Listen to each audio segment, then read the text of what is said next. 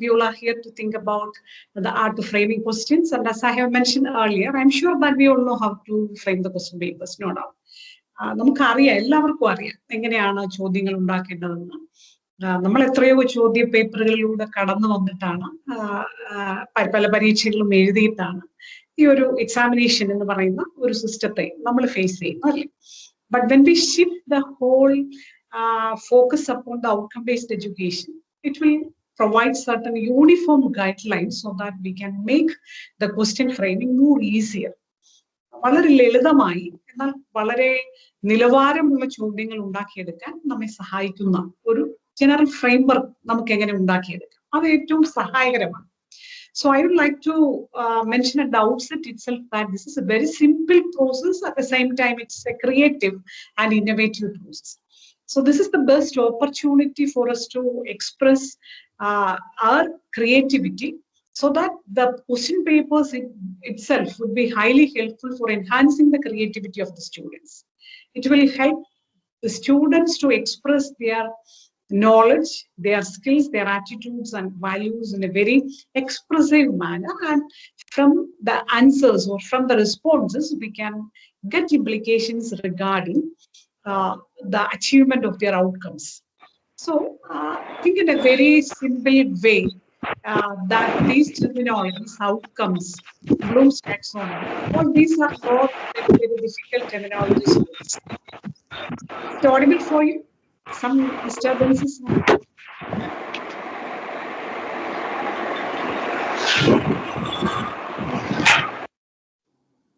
Okay. അപ്പോ നമ്മൾ വളരെ ലളിതമായ കുറച്ച് കാര്യങ്ങളാണ് മനസ്സിലാക്കുന്നതും ചർച്ച ചെയ്യുന്നതും. എപ്പോൾ വേണമെങ്കിലും നിങ്ങൾക്ക് ഇടപെടാം, എപ്പോൾ വേണമെങ്കിലും സംശയങ്ങൾ ചോദിക്കാം, എന്തെങ്കിലുമൊക്കെ തരത്തിലുള്ള പുതിയ പുതിയ കാര്യങ്ങൾ ഉണ്ടെങ്കിൽ നിങ്ങൾക്ക് കോൺട്രിബ്യൂട്ട് ചെയ്യാം. So I would like to make it a collaborative process so that we all together try to think in a different way to develop the art of framing questions. അപ്പൊ അതുകൊണ്ട് നമ്മളൊരു വീട്ടിൽ വളരെ കംഫർട്ടബിൾ ആയിട്ടിരിക്കുന്ന ഒരു സമയത്ത് ഉത്തരം ഒരു വർക്ക്ഷോപ്പിലോട്ട് വന്ന് വളരെ സ്ട്രെയിൻഡ് ആയിട്ടിരിക്കുന്ന ഒരു അവസ്ഥയില്ല. You can interfere at any time, no problem. Of course, the art of question framing is a part of a science. It's a science as well as an art too. രണ്ടുമാണ്. ഒരു നല്ല question paper prepare ചെയ്യാന്ന് പറഞ്ഞാൽ എന്താണ്? അതൊരു ശാസ്ത്രമാണ് എന്നാണ് ഞാൻ വിശ്വസിക്കുന്നത്. When I see a good question paper, or when I see some good products, when we see some good products, what will our response to that? We will say, oh, it has a scientific base. വളരെ നല്ല ഏത് product കണ്ടാലും നാം എങ്ങനെയാ പറയാറുണ്ട്? It has a scientific base, or it is scientifically constructed എന്ന് നാം പറയാറുണ്ട്. അതിനൊരു സയൻസ് ഉണ്ടാകും, അല്ലേ? So preparation of a question paper is a science because it has a systematic procedure. We know what are the different systematic procedure behind making the question paper. Usually, I have observed that many times I myself have complained to the university, Kerala University, that the question papers are not framed properly. Because നമ്മളൊരു 4 വർഷം 5 വർഷത്തെ ചോദ്യ പേപ്പറുകൾ എടുത്തു വെച്ചിട്ട് ആ ചോദ്യ പേപ്പറിന്റെ അവിടുന്ന് ഇവിടുന്ന് റാൻഡമായിട്ട് കുറെ സെലക്ട് ചെയ്തിട്ട് യൂണിവേഴ്സിറ്റി ക്വസ്റ്റ്യൻ പേപ്പർ പ്രിപ്പയർ ചെയ്തിരിക്കുകയാണ്, using the same words, same sentences and same question number two. Sometimes 2 or 3 തവണ ഞാൻ തന്നെ അത്തരം ചോദ്യ പേപ്പറുകൾ കണ്ട് യൂണിവേഴ്സിറ്റിയുടെ ശ്രദ്ധയിൽപ്പെടുത്തിയിട്ടുണ്ട്. എന്തുകൊണ്ടാണ് ഇങ്ങനെ കോപ്പിങ് ചോദ്യക്കടലാസുകളിൽ വരുന്നത്? We have different committees. The syndicate have different subcommittees of examination to prevent malpractices of copying for students. But experts and very eminent faculty members try to copy the question paper to make their job easier. ഒരു question paper ഉണ്ടാക്കണമെന്നും പറഞ്ഞ ഒരു request അയച്ചു കൊടുത്താൽ എന്ത് എളുപ്പത്തിലാണ് ചെയ്യുക? ആ സിലബസിലൊന്നും നോക്കുക പോലും ചെയ്യാതെ 2 or 3 previous years question paper എടുത്തു വെച്ചിട്ട് അത് നോക്കി അതേപോലെ ആവർത്തിച്ച് ചോദ്യങ്ങൾ ഉണ്ടാക്കി തരുന്ന ഒരു സങ്കടകരമായ അവസ്ഥ നമുക്കുണ്ടല്ലേ? ഇതൊക്കെ യാഥാർത്ഥ്യങ്ങളാണ്. നമുക്ക് ചില യാഥാർത്ഥ്യങ്ങൾ കൂടി മനസ്സിലാക്കി പോകാൻ ഇത് നമ്മെ സഹായിക്കുമെന്നുള്ളതാണ്. അപ്പോൾ what is the systematic procedure? We have to deeply analyze the scheme and syllabus. What is the nature of the division of the hours and credits for each portion, each content? Then framing the question papers according to different objectives. നമ്മളിപ്പോൾ outcomes set ചെയ്യുന്നതുകൊണ്ട് നമ്മൾ പറയും different outcomes. ഇനി എത്ര mark ഓരോ ചോദ്യങ്ങൾക്കും allot ചെയ്യണം, ഇതെല്ലാം കൂടെ ഇങ്ങനെ എഴുതി വെച്ചാൽ whether the students can write it within the limited time frame. നമ്മൾ കുറെ ചോദ്യമൊക്കെ കൊടുത്തിട്ട് is it possible to complete the given question paper within the limited time. ഇത്തരത്തിലുള്ള പലതരത്തിലുള്ള കാര്യങ്ങളെ എല്ലാം കൂടി നമ്മൾ ഇന്റഗ്രേറ്റ് ചെയ്യുന്ന ഒരു സയന്റിഫിക് പ്രോസസ്സാണ് preparation of the question paper. But at the same time, it becomes an art. How it becomes an art? Art എന്ന് പറഞ്ഞ കലയാണ് അല്ലേ? എങ്ങനെയാണ് കല എന്ന് പറയുന്നത് ഒരു സന്തോഷകരമായ അനുഭവമായി മാറുന്നത്? എപ്പോഴാണ്? ഒരിക്കലും അത് പ്രൊഡ്യൂസ് ചെയ്യുന്ന ആളല്ല പറയുന്നത് this is A good art. ആരാണ് പറയാറുള്ളത്? പ്രേക്ഷകരാണ് പറയാറ്. ആസ്വദിക്കാൻ പറ്റുന്ന തരത്തിൽ ഭംഗിയാകുമ്പോഴാണ് പറയുന്നത് കൊള്ളാം, ഇതൊരു നല്ല കലയാണ് അല്ലേ? ഇവിടെയും അങ്ങനെ തന്നെയാണ്. If the students get a stress-free experience by undergoing the question paper, we can say that it's an art. ഒരു ചോദ്യ പേപ്പർ അതീവ എത്രയോ സമ്മർദ്ദങ്ങളാണ്, ഇത്ര തരത്തിലുള്ള സ്ട്രെസ്സാണ് ചോദ്യ പേപ്പറുകൾ ഉണ്ടാക്കാറുള്ളത്. അതുകൊണ്ടാണ് കേരളത്തിൽ സ്കൂൾ എഡ്യൂക്കേഷൻ തലത്തിൽ ചോദ്യ പേപ്പറുകൾക്ക് ഒരു വലിയ പരിഷ്കാരം വരുത്തിയതാണ്. ആദ്യത്തെ 10 മിനിറ്റ് സമയം കൂൾ ഓഫ് ടൈം എന്നൊരു പേരും. കൂൾ ഓഫ് ടൈം എന്തിനാണ് കൂൾ ഓഫ് ടൈം എന്ന് ചോദിച്ച സത്യത്തിൽ അത്ര വലിയ ഹോട്ടായിട്ടുള്ള ഒരു സംഭവമാണ് വരാൻ പോകുന്നത്. അതിനു മുമ്പ് ഒരു കൂൾ ഓഫ് കൊടുക്കണം എന്നുള്ളൊരു സംശയം ഉണ്ടല്ലേ? അപ്പൊ അതുകൊണ്ട് when the students go through the question paper, if they get the feel that this is a stress-free experience, they will interact with the question paper just like interacting with an art. And of course, when we interact with an art, we can express our ideas in a more free and creative manner, in an innovative manner. So if the preparation of the question paper is scientific, naturally the students will get an artistic experience from the question paper. അത് അതിന്റെ mark വരുന്നത് പോലെ വരട്ടെ, അതൊന്നും അവരെ ബാധിക്കത്ത പോലുമില്ല. But the students get a feel that I could write something in the paper. And I got an opportunity to express different ideas related to my life, related to my experience like that. So the preparation of question paper is a science and an art as well. Anyway, whatever the purpose of teaching, learning, making question paper, ultimately we say that it is to ensure learning. പഠനം ഉറപ്പിക്കുക അല്ലേ? അതാണ് നമ്മുടെ ലക്ഷ്യം. നമ്മൾ ഏത് ചോദ്യ paper കൊടുത്താലും എന്തിന്റെ അടിസ്ഥാനപരമായ ലക്ഷ്യം അതാണ്. To ensure that learning is there. What is learning, or what is the type of learning we want to encourage among our students? Suppose as a teacher, as an economics teacher, I have transacted the content related to different sectors of economical activities in my class. So there are different sectors like organizational sector, unorganized sector, organized, unorganized, private, public. പല തരത്തിലുള്ള കാര്യങ്ങളൊക്കെ ഞാൻ പഠിപ്പിച്ചു. And after that, I have given a simple assignment for them. A teacher is giving class in a classroom. A government doctor is consulting his patients. A street seller is selling vegetables. And a coolie, a man is lifting a heavy weight upon his back in a market. A cement bag upon his back in the market. All these are different situations that we see. Can you classify these things to organized sector and unorganized sector? So the first question is, what is organized sector? What is unorganized sector? As a student, if I am not able to answer the question, what is meant by organized sector, what is meant by unorganized sector, then there is no learning. That is the first case. What are the different sectors of economical activity? Class but unable to answer anything related to that particular question. So that is the first case, no learning. And what is rote learning? As our Vice Chancellor mentioned, we have to discourage rote learning. But unfortunately, majority of our question paper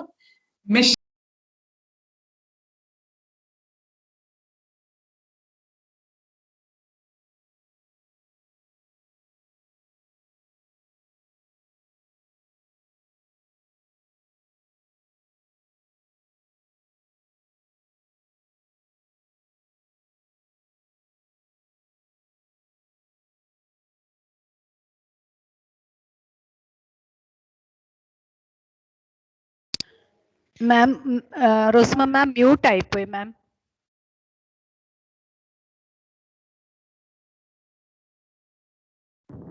Rosamma ma'am. Hello. Hello, ma'am. Am I audible now? Yes, ma'am. Yes. Okay. Screen is visible? Yes, ma'am. Yes. So what is no learning? The student is not able to answer the direct question from the textbook. What is an organized sector? What is an unorganized sector? അതിന് പോലും ഉത്തരം എഴുതാൻ കുട്ടിക്ക് പറ്റുന്നില്ല. അവിടെയാണ് no learning. What is rote learning? ഞാൻ കാണാതെ പഠിച്ചു വെച്ചിട്ടുണ്ട്. There are two sectors like organized sector and unorganized sector. ഞാൻ അത് എഴുതി. But I am unable to differentiate to which category this particular doctor consulting patients belong to. ഇതിനെ എങ്ങനെ തരംതിരിക്കണമെന്ന് എനിക്ക് ഒരു എത്തപ്പെടിയില്ല. എനിക്കറിയാം what is organized sector, unorganized sector. ഞാൻ text ബുക്കിൽ കണ്ടതാണ്, ക്ലാസ്സിൽ കേട്ടതാണ്. But I don't know how to differentiate these situations to these two categories. This is clear rote learning. Clear rote learning in the sense that simply try to memorize the concept without getting the clear meaning of it. So what is meaningful learning? If a student clearly gives the answer for the difference between organized sector and unorganized sector, and the student is able to classify these situations into organized sector and unorganized sector, then that is meaningful learning. Because the student know the concept of the different sectors of economic activity, and at the same time, the student has the capacity to link those concepts with the real life situation. So this sort of meaningful learning is to be promoted in the classroom. The students should acquire the basic knowledge related to different content matter. They should have the capacity to interpret it in different contexts, and they have to apply it and express the meaning of it in different context. ഓരോ കോണ്ടെക്സ്റ്റിൽ ഓരോന്നിനും ഓരോ meaning ഉണ്ട് അല്ലേ, അതിൻ്റെതായിട്ടുള്ള difference വരും. അപ്പൊ ആ ഒരു കോണ്ടെക്ച്വൽ ലേണിംഗ് എന്ന് പറയുന്നത് വളരെ പ്രധാനപ്പെട്ടതാണ്. So as teachers, the most important responsibility is to discourage rote learning and encourage meaningful learning, and identify those situations where no learning takes place and motivate those students towards meaningful learning. There may be many reasons behind this no learning problem. That's a major classroom problem. So what are the different issues faced by the students related to this no learning? That is to be identified, and we have to give motivation for them to learn the subject so that it becomes meaningful for them. So the purpose of a question paper is to check whether the meaningful learning has been taking place in the classroom, and whether the student can demonstrate that he has acquired this meaningfulness of the subject matter. That's our aim in the classroom. Then, see, this is simple, very simple task.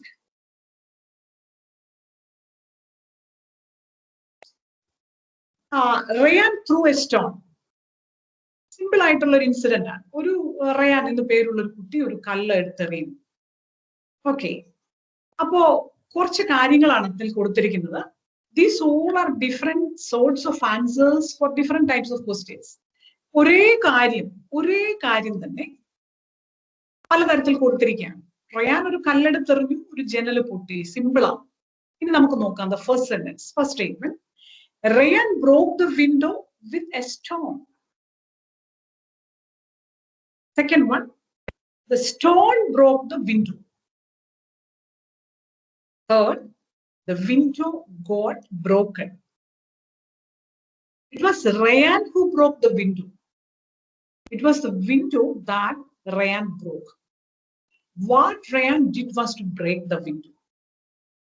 So a simple incident is stated in different ways. And all these different statements are related to the nature of questions. നാം ചോദിക്കുന്ന ഓരോ ചോദ്യത്തിന് ആനുപാതികമായിട്ടുള്ള ഉത്തരങ്ങളാണിത്. എല്ലാ ചോദ്യത്തിനും കൂടെ ran through a stone and broke the window എന്ന് എഴുതിയാൽ മതിയായിരുന്നു. പക്ഷെ അങ്ങനെ അല്ലല്ലോ.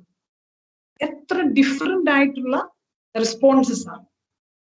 So what lead a student to give this different sorts of responses? Of course, the nature of questions.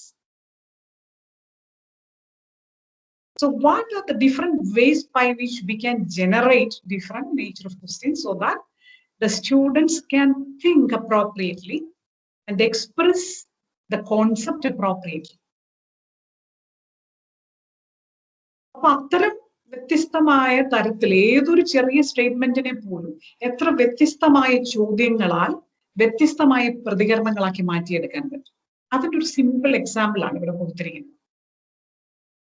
അപ്പൊ അങ്ങനെ ആണെങ്കിൽ നമുക്ക് നമ്മുടെ ചോദ്യപേപ്പറുകളിലൂടെ ഒന്ന് പോകാം അല്ലെ. നമ്മൾ ഏത് കാര്യവും ചെയ്യാൻ തുടങ്ങുമ്പോൾ നമ്മളിപ്പോ എവിടെ ഇരിക്കുന്നു എന്ന് നോക്കിയിട്ട് വേണ്ടേ നമ്മൾ അടുത്ത തലത്തിലേക്ക് പോകാൻ അല്ലേ. So I have just gone to the different question papers that's available in the websites of MG University. പല വിഷയങ്ങളുടെ ഉണ്ട്. നമുക്ക് നോക്കാം. ഇത് second semester BA political science advertising theory and practice. എത്ര ബ്യൂട്ടിഫുൾ ആയിട്ടുള്ള ഒരു സബ്ജക്റ്റ് ആണ് അല്ലെ അഡ്വർടൈസിംഗ് എന്ന് പറയുന്നത്. അപ്പോ നോക്കാം നമുക്ക്. Time 3 hours. 3 hours എന്ന് കൊടുക്കുന്നതല്ലേ നല്ലത്. 3 മണിക്കൂർ പോട്ടെ. HRS ഞാൻ കുറച്ച് കാര്യങ്ങൾ ഇങ്ങനെ പറയുകയാണ് കേട്ടോ. ഇത് കഴിഞ്ഞിട്ട് ഒരു ചെറിയ ടാസ്ക് ഉണ്ട് നിങ്ങൾക്ക്, അതുകൊണ്ട് ചെയ്യണേ. ഇത് കേട്ടിട്ട് വേണം. സമയം കൊടുത്തിട്ടുണ്ട്. Maximum marks 80. Okay. Now part A.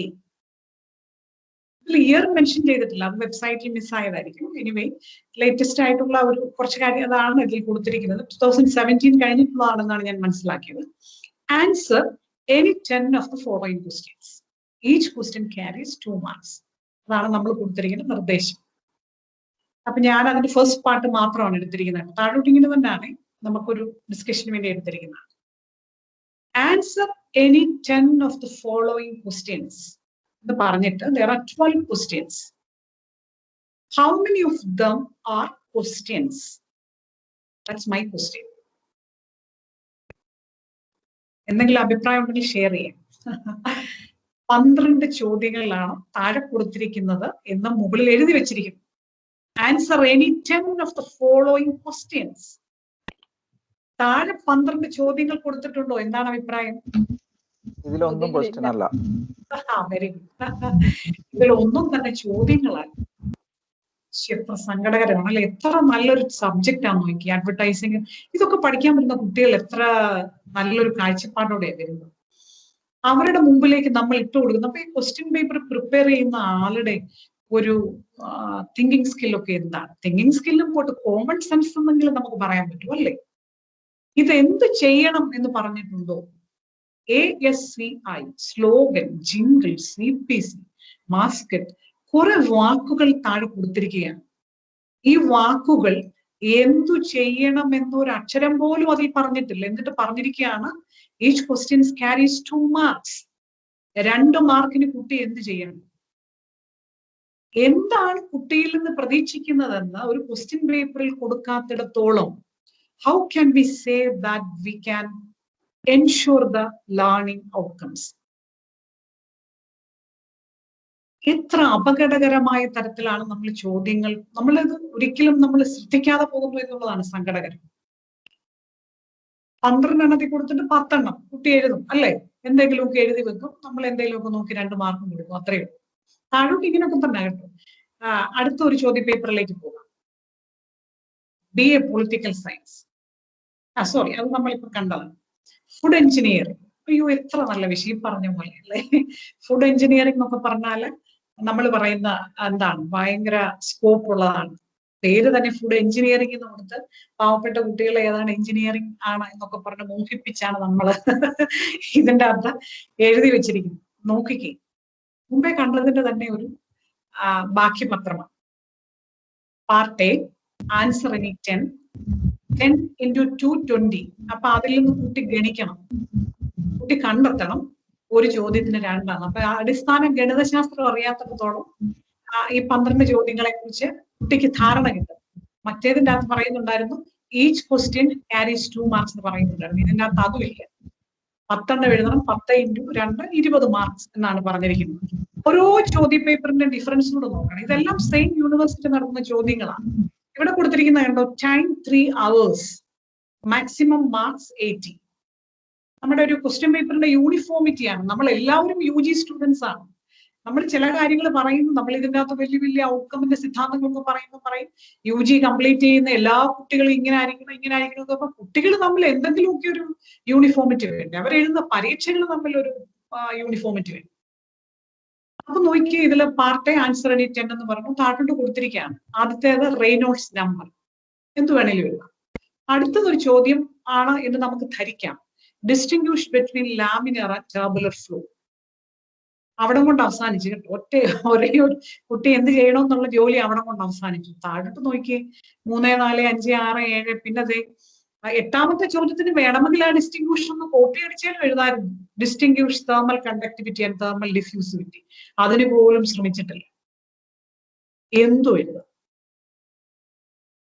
അങ്ങനെ 2 മാർക്ക് വെച്ച് 10 × 20 മാർക്സ്. ഇനി അതിന്റെ മറ്റൊരു ടൈറ്റിലൂടെ ശ്രദ്ധിക്കുക. Short answer bar problem time.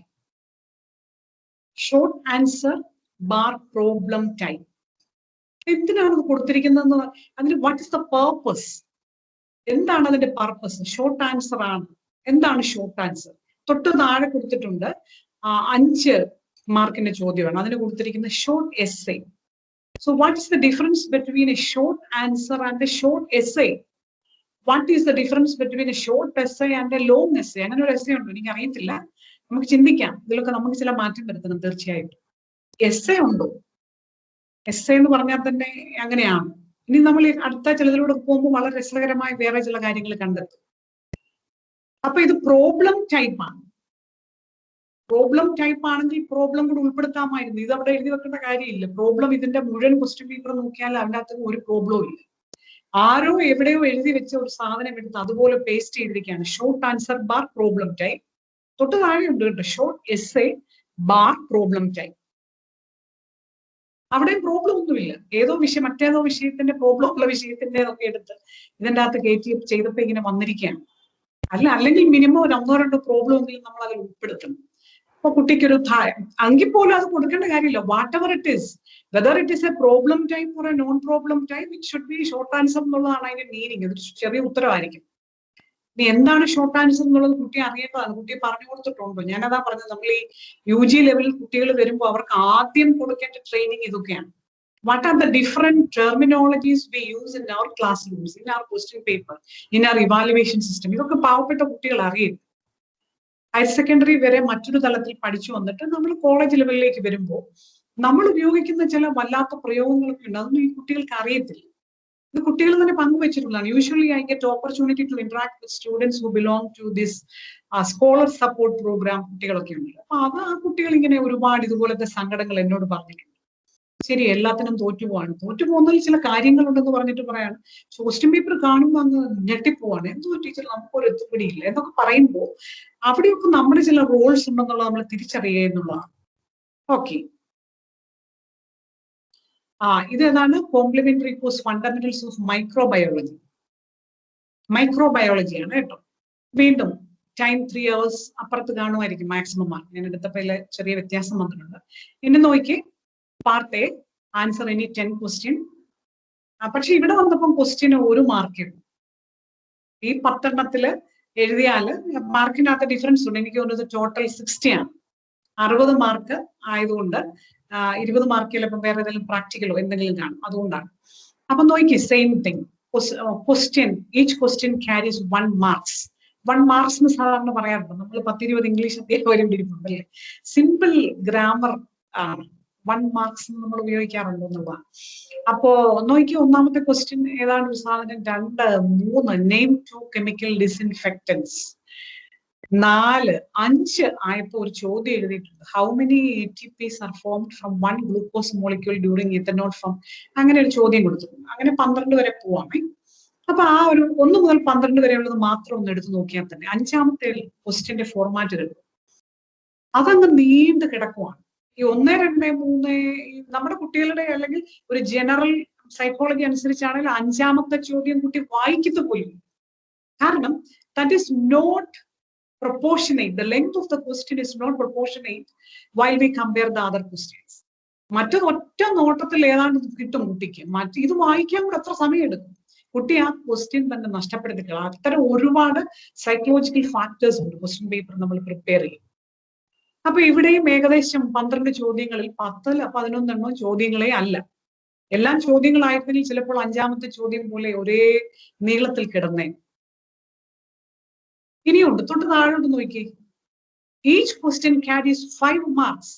5 മാർക്കിന് കുട്ടി എഴുതേണ്ട ചോദ്യങ്ങളാണ് താഴെ കൊടുത്തിരിക്കുന്നത്. ഏതെങ്കിലും ഒരു ക്വസ്റ്റ്യൻ വേർഡ് എവിടെയെങ്കിലും കൊടുത്തിട്ടുണ്ട്.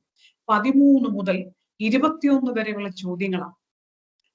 അതില് 6-5-30 മാർക്ക് കുട്ടിക്ക് അനുവദിച്ചിരിക്കുന്നതാണ്. അതിന്റെ അകത്ത് 15ാമത്തെ question explain the mechanism of action of any one protein synthesis inhibiting anti അങ്ങനെ കൊടുത്തിരിക്കുകയാണ്. ബാക്കിയുള്ളതൊക്കെ മുകളിലത്തെ നേർ പതിപ്പാണ്. മുകളിൽ എഴുതിയതുപോലെ തന്നെ എഴുതിയാൽ മതി. എന്താ വ്യത്യാസം? എന്തെഴുതണം, എങ്ങനെ എഴുതണം എന്ന ഒരു ചെറിയ നിർദ്ദേശം പോലും അതിൽ കൊടുത്തിട്ടില്ല. Yes, anything to share? എന്തെങ്കിലും ഉണ്ടോ? എന്തോ കേൾക്കുന്നുണ്ട്? ഡിസ്റ്റർബൻസ്? എന്തെങ്കിലും ഡിസ്റ്റർബൻസ് ഉണ്ടോ? അല്ലെങ്കിൽ okay, so will time to discuss അപ്പോൾ നമുക്ക് അപ്പോഴാണെങ്കിൽ ഡിസ്കസ് ചെയ്യാം. അപ്പൊ ഞാൻ ഇതിന്റെ ഒരു ഗൗരവം നമ്മുടെ മനസ്സിലേക്ക് കൊണ്ടുവരാൻ വേണ്ടിയാണ് ഞാനിത് കാണിക്കുന്നത്. അത്രയും. അപ്പൊ എന്താണ് കുട്ടി ചെയ്യേണ്ടത്? 1 മുതൽ 12 വരെയുള്ള ചോദ്യങ്ങളും 13 മുതൽ 21 വരെയുള്ള ചോദ്യങ്ങളും തമ്മിൽ what is the major difference between these 2 categories? So the student has to assume that the first 1 to 12 they have only 1 mark, so I have to write 1 or 2 sentences. That is the assumption by the learner. And again the student think that from 13 to 21 each question has 5 marks, so I have to write a load. See, അപ്പൊ ഇതാണ് outcome. കുട്ടി തന്നെ ഇരുന്ന് അവിടെ ഇരുന്ന് ചില നിഗമനങ്ങളിൽ എത്തിച്ചേർന്ന് എന്തെങ്കിലുമൊക്കെ എഴുതി വെച്ചിട്ട് നമ്മൾ അവിടെ ഒരു വാല്യൂ പോയിന്റ്സും ആൻസർ സ്കീമും ഒക്കെ റെഡിയാക്കി വെച്ചിട്ടുണ്ട്. എന്നിട്ട് നമ്മൾ പറയാണ്, C I have certain expectations, I have already with me the value points and the scheme of evaluation, and if your answers match with the scheme of evaluation I will give the marks, otherwise not. അപ്പൊ എത്ര unscientific ആയിട്ടുള്ള ഒരു മെത്തേഡാണ് നാം use ചെയ്യുന്നത് അല്ലേ? Mechanics and properties of matter, physics ആണ്. അപ്പൊ ചോദ്യത്തിന്റെ സ്റ്റൈൽ കണ്ടു.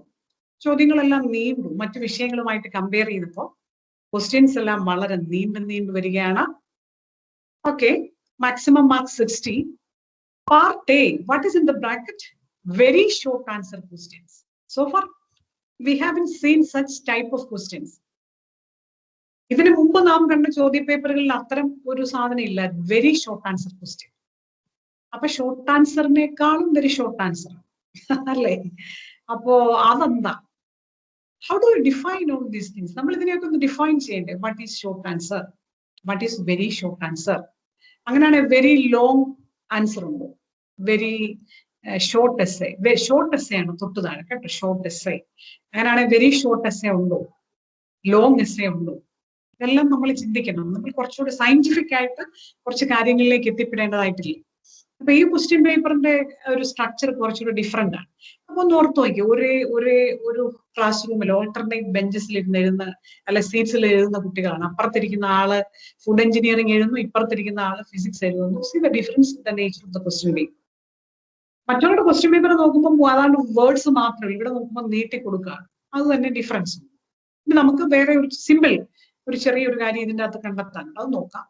സീ, ഇതിന്റെ ഫസ്റ്റ് ക്വസ്റ്റ്യൻ കണ്ടു. Each question carries 1 mark. കണ്ടോണേ, ഒറ്റ മാർക്കേ ഉള്ളേ. ഒന്നാമത്തെ ചോദ്യം കണ്ടു, explain super position of waves. 1 മാർക്കിന് വേണ്ടി what should be the extent of explanation from A student? ഒന്നാമത്തെ ചോദ്യമാണ്. ഒന്നാമത്തെ ചോദ്യം കാണുമ്പോൾ തന്നെ കുട്ടിക്ക് ഭയങ്കരം എന്താ പറയുന്നത്, ടെൻഷനായി. ഇനി രണ്ടാമത്തെ ചോദ്യം ഒന്ന് നോക്കി. Give 2 examples of harmonic oscillations. If we analyze the question paper psychologically, the second question, if the second question comes as the first question, it's okay. കുട്ടിക്ക് വളരെ എളുപ്പത്തിൽ സമ്മർദ്ദങ്ങൾ ഒന്നുമില്ലാതെ പരീക്ഷയിൽ ഈ ചോദ്യ പേപ്പറിനെ നേരിടാൻ പറ്റും. ഒന്നാമത്തെ ചോദ്യം അതിന്റെ ആ ഒരു സീക്വൻസ് ഉണ്ട്. If we are able to maintain the sequence as from simple to complex, from moving from the first question to the last question, students should be gradually progress upon the different aspects of the outcomes. അപ്പൊ രണ്ടാമത്തെ ചോദ്യം വളരെ simple ആണ്. 1, 2 രണ്ട് example എഴുതിയാൽ half 1 mark കിട്ടും. അതിന് proportionate ആണ് ഒന്നാമത്തെ ചോദ്യം. Explain super position of weights അല്ല, അല്ലേ? 7th ക്വസ്റ്റ്യൻ നോക്കുക. What is poisons ratio? Just A ratio എന്ന് പറഞ്ഞ് എഴുതി കിട്ടുന്ന മാർക്കാണ്. അവിടെ എക്സ്പ്ലെയിൻ എന്നൊരു കോൺസെപ്റ്റ് ഇല്ല. What is meant by tort? അതിന് ഡിഫറെന്റ് ആയിട്ടുള്ള ചോദ്യങ്ങൾ കൊടുത്തിരിക്കുകയാണ്. ഇനി 8th ക്വസ്റ്റ്യൻ നോക്കി. The march past is prohibited on bridges why? കുറച്ചുകൂടി ഹയർ ലെവൽ ആയിട്ടുള്ള ക്വസ്റ്റ്യൻ ആണ്. പക്ഷെ 1 മാർക്കിനെ കുട്ടി എത്ര എഴുതണം? വെരി ഷോർട്ട് ആൻസർ എന്ന് പറഞ്ഞാൽ എത്ര എഴുതണം, എങ്ങനെ എഴുതണം എന്നുള്ളതിനെ കുറിച്ചൊരു ഡയറക്ഷൻ ഇല്ല. തൊട്ട് താഴെ part B short essay bar problem questions. നമ്മൾ മുമ്പേ കണ്ട ചോദ്യ പേപ്പറിൽ എന്തായിരുന്നു? Short answer bar problem type. ഇവിടെ വന്നപ്പോൾ അത് പ്രോബ്ലം ക്വസ്റ്റ്യൻസ് ആയി. അങ്ങനെ നമ്മൾ എടുത്തു പറയേണ്ടതായിട്ടുണ്ടോ? Problem let it be there in the question. അത് സയൻസിലോ അല്ലെ ഏത് സബ്ജക്റ്റിലോ ആണ്, there will be some questions. If it is our responsibility to add some problems, that should be there, no problem. So അത് ഇവിടെ പ്രോബ്ലം ആണെന്ന് എഴുതി നമ്മളൊരു പ്രോബ്ലം ആക്കണം അഗെയിൻ, അല്ലേ? അതൊരു ക്വസ്റ്റ്യൻ ആണ്. നോക്കാം, പലതരത്തിലുള്ള നമ്മൾ ചിന്തിക്കേണ്ട ചില കാര്യങ്ങളാണ് കേട്ടോ. This is a question paper for geomorphology, BSc ജിയോളജിയുടെ ക്വസ്റ്റ്യൻ പേപ്പർ ആണ്. നേരത്തെ പറഞ്ഞ പോലെ തന്നെ സിമ്പിൾ ആയിട്ടാണ് പോകുന്നത്. അത് തന്നെ അലസതയെല്ലാം കാണും. ആദ്യത്തെ ചോദ്യം ഡിഫൈൻ, രണ്ടാമത്തെ ചോദ്യം ഡിഫൈൻ, അവിടെ കൊണ്ട് കഴിഞ്ഞു. പിന്നെ നേരെ ആ ടെർമിനോളജിയിലേക്ക് വന്നു. പിന്നെ ഇടയ്ക്കിടയ്ക്ക് അവിടെ ഇവിടെ ഓരോ വാട്ട് കൊടുത്തിട്ടുണ്ട്. ബാക്കിയെല്ലാം ടേംസ് തന്നെ. ജിയോളജി എന്നൊക്കെ പറഞ്ഞാൽ വളരെ ഡീപ്പ് ആയിട്ടുള്ള ഒരു സബ്ജക്റ്റ് ആണെന്നോ അതൊരു എന്താണ്, it's actually the earth science. ലോകത്തെമ്പാടും, ഇന്ത്യ ഒഴിച്ച് ലോകത്തെമ്പാടും ജോഗ്രഫി എന്ന് പറയുന്ന subject. We have geography as a part of social science.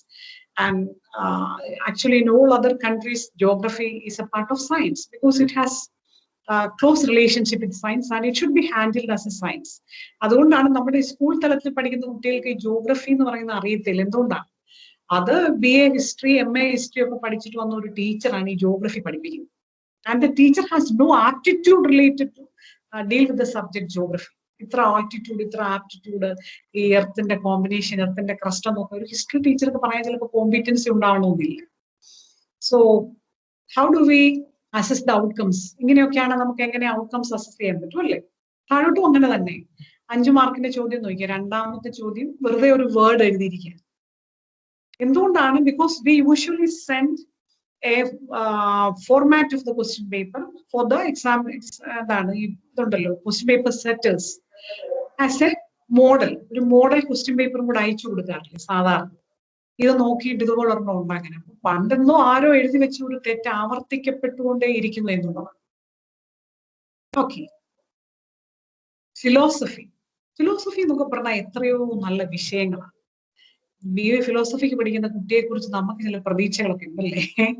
അപ്പോ ഈ ചോദ്യ പേപ്പർ മുഴുവൻ കടന്നു നോക്കിയാൽ ഇതിൽ ഒരെണ്ണം പോലും ഒരു കുട്ടിക്ക് അവസരം കൊടുക്കുന്നില്ല. എന്തിനവസരം കൊടുക്കുന്നില്ല?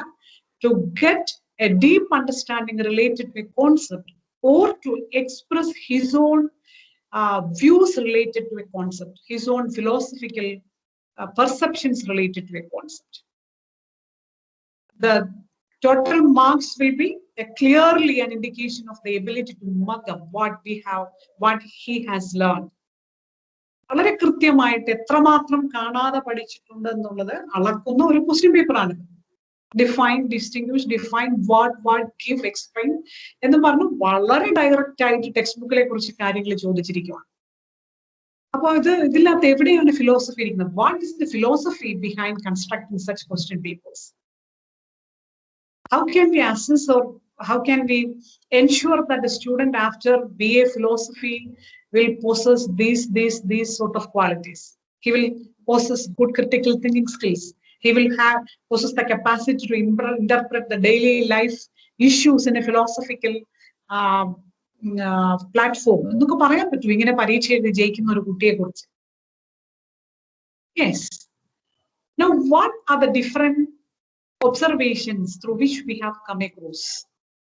ഈ ചോദ്യ പേപ്പറുകളൊക്കെ നമ്മളൊന്ന് ഒരുപാട് നമ്മളെടുത്ത് നോക്കിയാൽ നമുക്ക് ഇതുപോലെ കാണാൻ പറ്റും. കുറച്ച് കാര്യങ്ങൾ നിങ്ങൾ ശ്രദ്ധയിൽപ്പെടുത്തി ഒന്നേ. So what are the different issues we have faced here? No adequate directions for students. നിർദ്ദേശങ്ങൾ എന്ന് പറഞ്ഞൊരു സാധനമില്ല. നിർദ്ദേശങ്ങൾ എന്ന് പറഞ്ഞാൽ എന്താണ്? ഈ ക്വസ്റ്റ്യൻ പേപ്പർ കാണുന്ന കുട്ടിക്ക് ഒരു ബേസിക് ആയിട്ടുള്ള ഒരു അവയർനെസ് ഉണ്ടാകും. How to write, what to write, how to write and how much to right.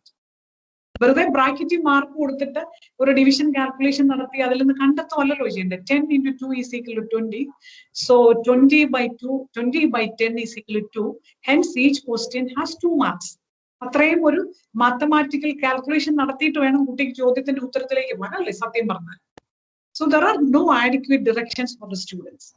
So when we prepare a question paper, is it compulsory or do we have to prepare appropriate directions in the question paper? Vende ഒന്നാമത്തെ ചോദ്യം. And all these questions are not framed properly. നിങ്ങൾക്ക് തന്നെ മനസ്സിലായി. There is no progression of questions. We cannot differentiate the nature of the questions at the beginning and the questions at the end. All are similar. And the marks are not assigned on student efforts. What should be the effort of the student and how the marks can be divided according to the efforts of the students, that is not indicated. We cannot identify the student efforts from these sort of question paper. And repetition of content. In many question papers, I have observed that the content is repeated in many aspects. And it is not linked with the time frame. So there's some question papers, there are a few words, and in some question papers, there are a lot of sentences. And the time taken for a student to read out the question paper itself is different. So the way of answering will be different, of course. The time required for answering each question will be different. And we cannot see a higher order thinking skill related question in these papers. If order or സ്ഥലത്തെങ്കിലും നമ്മുടെ vice chancellor sir mention ചെയ്തതുപോലെ, do we get an opportunity to find out a higher order thinking skill related question, or do we give an opportunity for the students to think in a higher order way? പലപ്പോഴും അധ്യാപകരെ സംബന്ധിച്ച് higher order എന്ന് പറഞ്ഞാൽ, അയ്യോ ഞാൻ തന്ന ചോദ്യം അതേപോലെ വന്നു എന്നായിരിക്കും. അതാണ് ഹയർ ഓർഡർ. പല അധ്യാപകരെ അഭിമാനത്തോടെ പറഞ്ഞു കേട്ടിട്ടുണ്ട്, ഞാൻ കൊടുത്ത മോഡൽ ക്വസ്റ്റ്യൻ പേപ്പർ സെയിം അത് തന്നെയാണ് എക്സാമിനേഷന് വന്നത്. അപ്പൊ നമ്മെ സംബന്ധിച്ച് that is the higher order question. And all these question paper clearly shows that it promote rote learning. Any student who can learn without understanding the meaning of this concept and has the capacity to mug up as such will get good marks. ഇത് കാണാതെ പഠിച്ചു എന്ന് എഴുതിയാൽ കിട്ടുന്ന പ്രത്യേകിച്ച് ആ ഫിലോസഫിയുടെ ഒക്കെ question paper കണ്ടാൽ അതൊക്കെ കാണാതെ പഠിച്ചാൽ മാത്രം കിട്ടുന്നതാണ്, അല്ലാത്ത പറ്റത്തേ. And no uniformity across different disciplines. What is the difference in the nature of the question papers of BAs, English, BA, humanities, BA economics, BA, food technology, BA, microbiology, BSc physics? All these are entirely different. And when we see that all students who have completed the undergraduate course should be able to attain good knowledge related to this, good understanding related to this. They should have good communication skill. They should have the ability to solve the problems. They should have the right attitude towards society like that. Is it possible to achieve this in a uniform manner? The question papers are different. Different in the sense that there is no uniformity. So these all clearly indicates that the present framing of questions are not outcome based. Our teaching is not outcome based. All those learning activities in the classroom are not outcome based.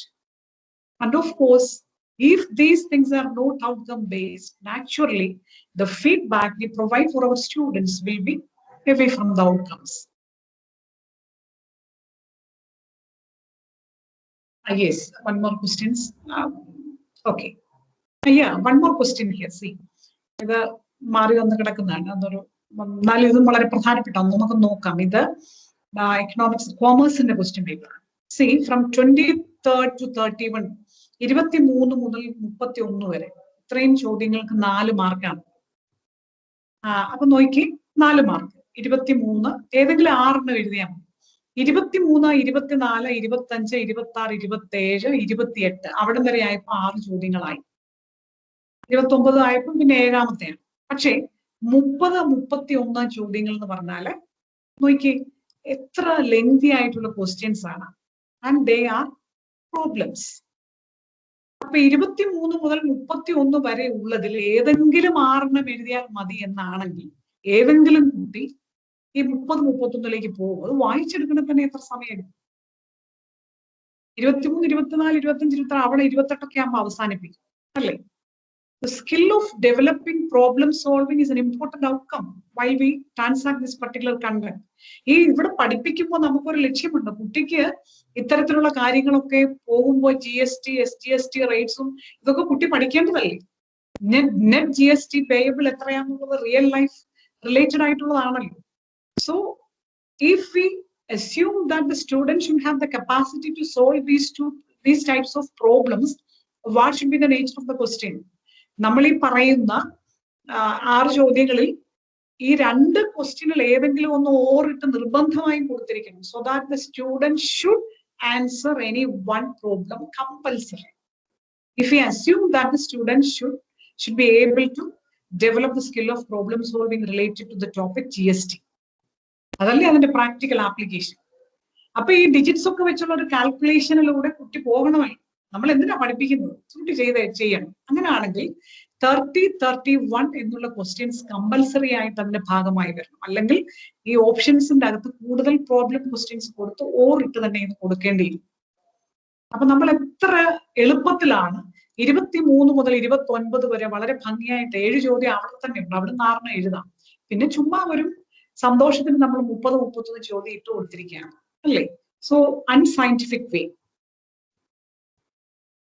ഇവിടെ ഉണ്ട് കേട്ടോ. ഇവിടെ നിങ്ങൾക്ക് ഒരുപക്ഷെ ഇത് കാണത്തില്ലായിരിക്കും, എങ്കിൽ ഇതൊരു വലിയ എറർ ഉണ്ട് ഈ ക്വസ്റ്റ്യൻ പേപ്പറിൽ.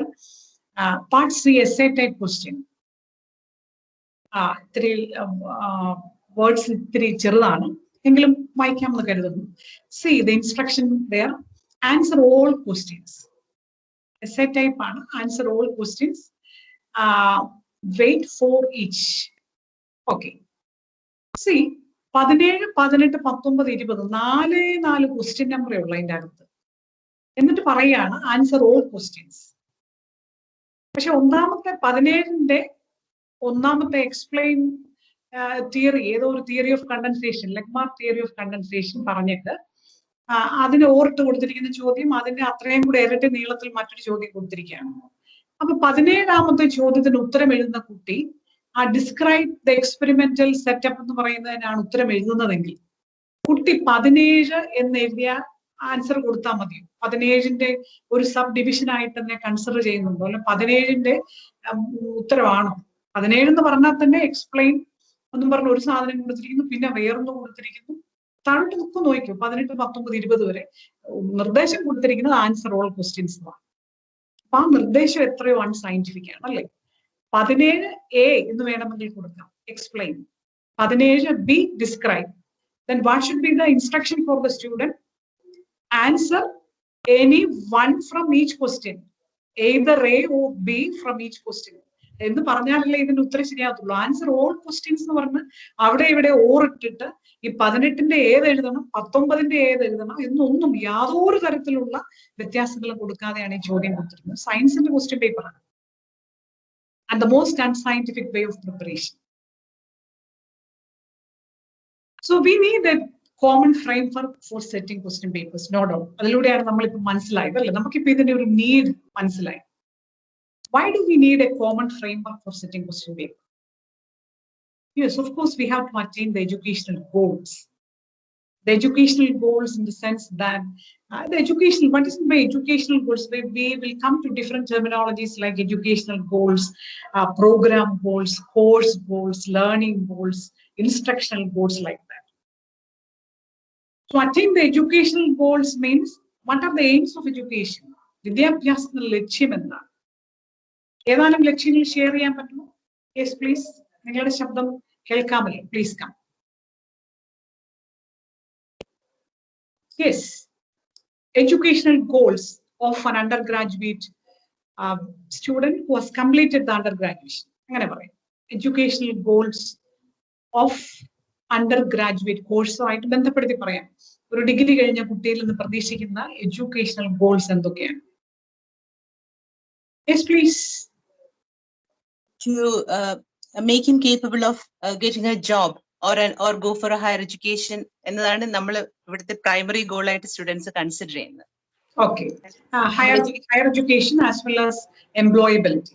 Right. Yeah. Yeah. Both are very important. Very good. Anything else? Of course, gain knowledge on the subject. Pardon? Competency in the subject. Competence. Okay. Anything else? Basic concepts that. Yes. To acquire the basic concepts related to that particular subject. Then.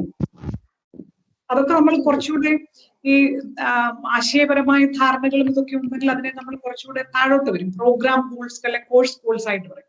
കുറച്ചുകൂടെ വിശാലമായി പറഞ്ഞാൽ വിദ്യാഭ്യാസത്തിന്റെ ലക്ഷ്യം എന്നാണ്, educational goals എന്നാണ് പറയുക അല്ലെ. ആ ഒരു കുട്ടി, ഒരു 20-21 വയസ്സുള്ള കുട്ടിയിൽ നിന്ന് നാം പ്രതീക്ഷിക്കുന്ന വിദ്യാഭ്യാസപരമായ ചില ലക്ഷ്യങ്ങളില്ലേ, അതെന്തൊക്കെയാണ്? കുറച്ചുകൂടെ വിശാലമായി she or he should be able to put the skills that she learned into solving real life problems. Very good. Excellent response. So whatever concepts or whatever skills acquired from the classroom should be able to transfer in the real life situation to solve the problems. That's an educational goal. Very good. Anything else to add?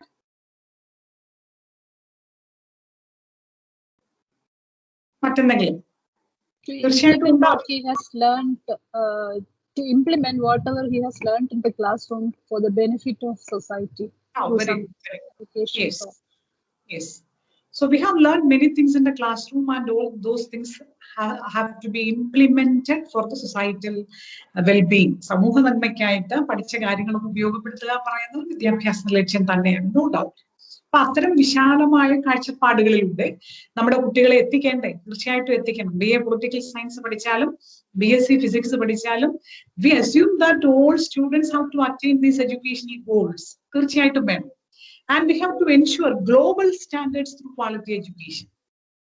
We assume that the present education of India, ഇന്നത്തെ പത്രത്തിലെ ഏറ്റവും നല്ല വാർത്ത എന്നാണ്, കേരളത്തിന്റെ വിദ്യാഭ്യാസം ഇന്ത്യയിലെ ഏറ്റവും നല്ല വിദ്യാഭ്യാസത്തിന്റെ റാങ്കിങ്ങിൽ വന്നിരിക്കുന്നു എന്നൊക്കെ പറഞ്ഞ് വലിയൊരു പട്ടികയാണ് നൽകിയിരിക്കുന്നത്. വളരെ രസകരമായിട്ടുള്ള പട്ടികയാണ് അല്ലെ. അപ്പോ ഈ 2 ദിവസങ്ങൾക്ക് മുൻപ് ഹയർ സെക്കൻഡറി ക്ലാസ്സുകളുടെ പേപ്പർ വാല്യുവേഷൻ ആരംഭിച്ചു. ഇന്ന് മുതൽ SSLC പേപ്പർ വാല്യുവേഷൻ ആരംഭിച്ചിരിക്കുകയാണ്. വളരെ രസകരമായിട്ട് അധ്യാപകർ പറയുന്നത്, പേപ്പർ വാല്യുവേഷന് പോകുന്ന അധ്യാപകർ തിരിച്ചു വന്ന് ബോധം കിട്ട് കിടക്കുവാണെന്നാണ് പറയുന്നത്. ഔട്ട്കംസ് കണ്ടിട്ട് 120 മാർക്കിന്റെ ഉത്തരം എഴുതാൻ കുട്ടിക്ക് അവസരമുണ്ട്. 120 മാർക്കിന്റെ ചോദ്യങ്ങളുണ്ട് ചോദ്യ പേപ്പറിൽ.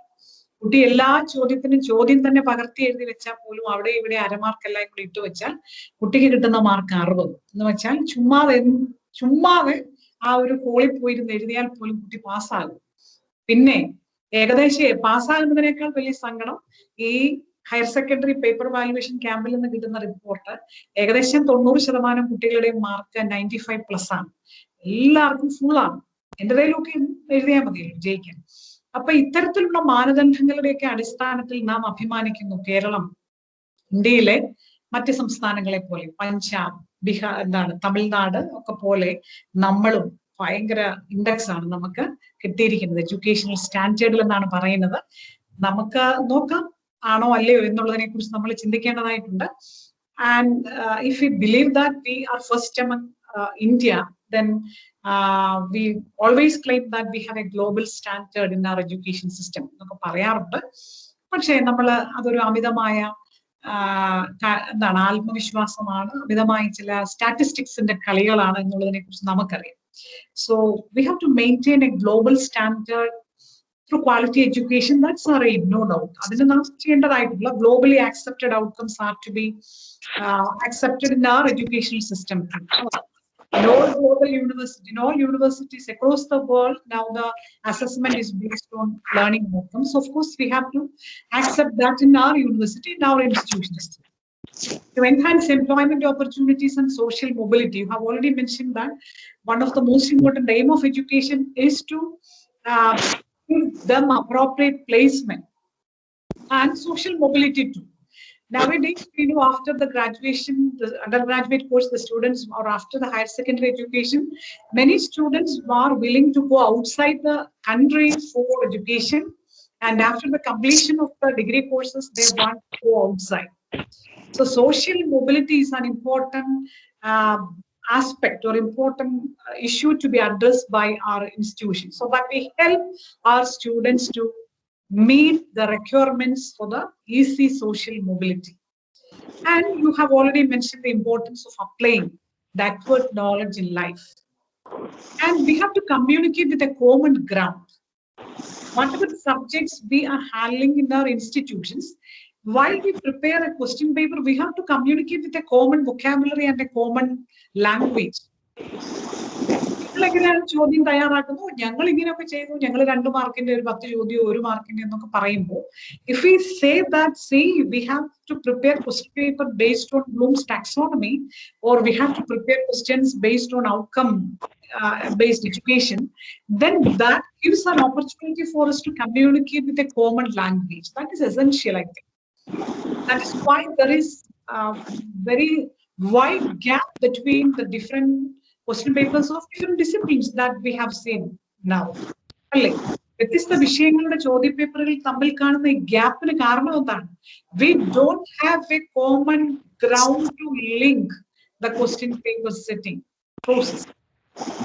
So we need this common framework for that. And at the same time, we have to provide awareness and confidence for stakeholders. Our stakeholders, the parents, the society, the educators, the students, if we are able to provide awareness that these are the basic outcomes that you are going to get, or you are going to acquire after attending this particular course, we become more accountable. At the same time, the course becomes more valid. ഈ ഒരു course പഠിക്കുന്നതിലൂടെ നിങ്ങൾക്ക് കിട്ടാൻ പോകുന്നത് ഇതൊക്കെയാണ് എന്നതിന്റെ advance if you are able to provide, then the confidence of the stakeholders will be enhanced.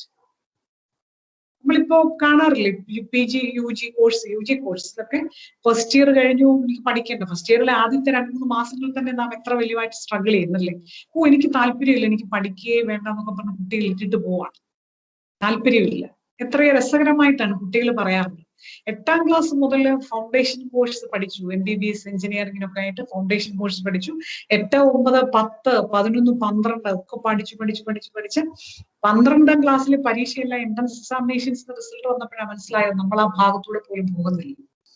അപ്പോ കുട്ടിയുടെ അടുത്ത നിർദ്ദേശം വീട്ടുകാർ കൊടുക്കുവാണ്, ഡോക്ടർ ആയില്ലെങ്കിൽ വേണ്ട, എഞ്ചിനീയർ ആയെങ്കിൽ വേണ്ട, you can become A civil service officer. അതുകൊണ്ട് ഇന്ത്യൻ അഡ്മിനിസ്ട്രേറ്റീവ് സർവീസിലോട്ട് തന്നെ പോകണം. അതിന് ഏറ്റവും ബെസ്റ്റ് ഹ്യൂമാനിറ്റീസ് എടുക്കുന്നതാണ്. So you opt for economics.